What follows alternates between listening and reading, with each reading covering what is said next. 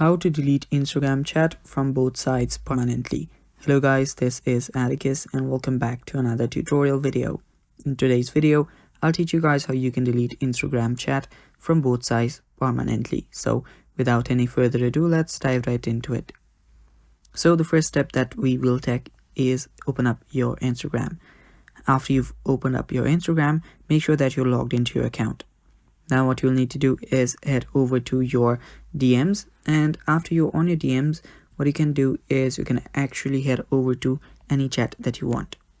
Now from here, if you want to delete Instagram chats, what you can do is long press on it and you'll find the unsend button.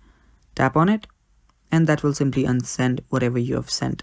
So what this does is that this removes the text or the chat from both of your sides, and yeah, that is basically it. Now you cannot actually get it back. After you've done that, what you can also do is you can simply delete the chat entirely from here, but that will not delete it from that your friend's side. So if you want to do that, you can do it, but it will only remove it from your side.